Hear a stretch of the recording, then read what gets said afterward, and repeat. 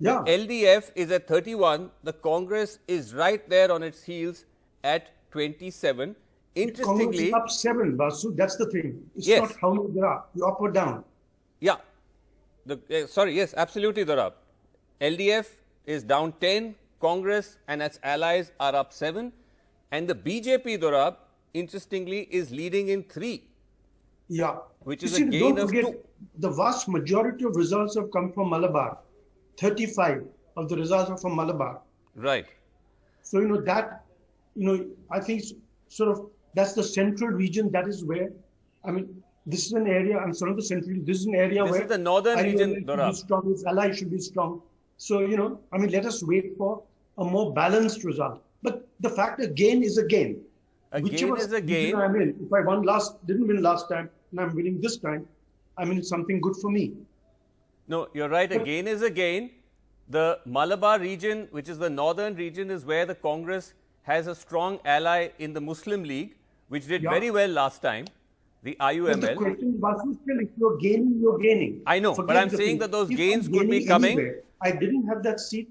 Now I have that seat. From the Muslim League. Right. Okay. From Malabar.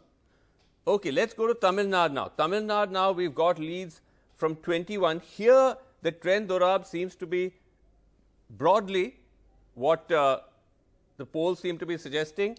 DMK at 14 and ADMK at 7. DMK up 5 and ADMK down 5. So, they've just shifted from the ADMK to the DMK. Yes, that's true. The BJP is leading. Yeah. And the AMMK of Shashikala's or the Mr. Kamal Hassan, in the first 20, they are not having any impact at all so far.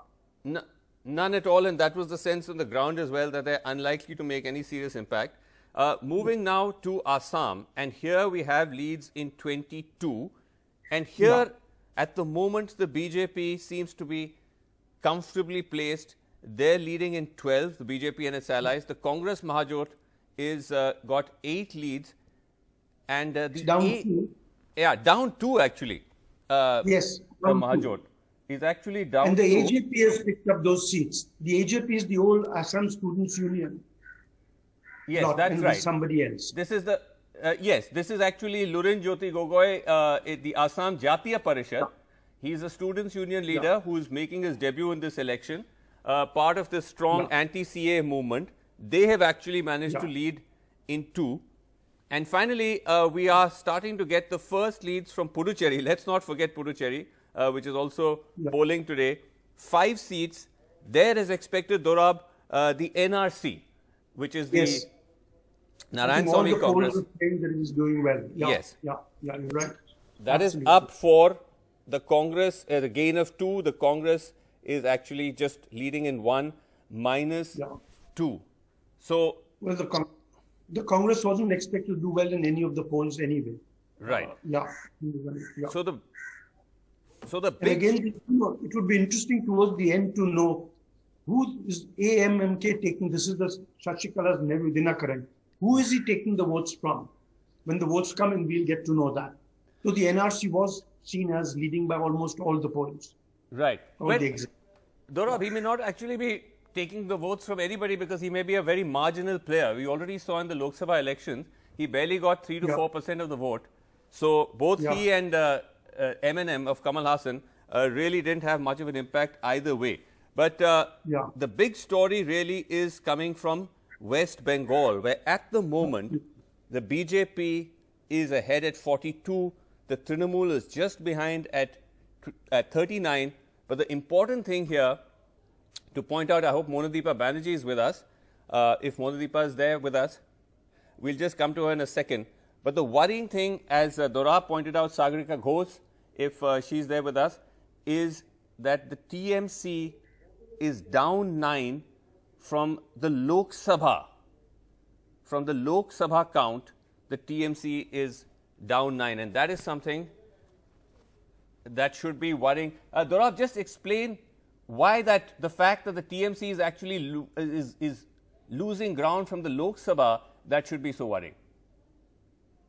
Well, that's Calcutta. Look at it. Look at Calcutta. Calcutta, BJP is up 8 in Calcutta and 7 I'm sorry, 7 in suburban Calcutta, 8 in suburban Calcutta, and 7 in Calcutta. That's 15 seats. That is where she really beat the hell out of BJP last time. And this is where she's losing seats. Her two dominant zones, she's losing seats from those zones, And of course, the BJP doesn't seem to be dropping anywhere. Upper Bengal is even up, it's up almost everywhere, every state. Right. And the other guys who have very few seats anyway are slowly getting wiped out. North Central, for instance, the left is wiped out. In the central belt, the left is wiped out. Yes. Southwest. So it's mainly the gains are coming also from other parties, which have not got any seats, but have got votes last time. So the few seats they've got are also now so it's becoming actually a two-party fight, and all the others, the Congress Alliance, etc., going by the wayside. Right. So what used to be 2019. Right. So the bipolar contest that used to be the left and the Trinamool Congress has now become the Trinamool Congress and the BJP.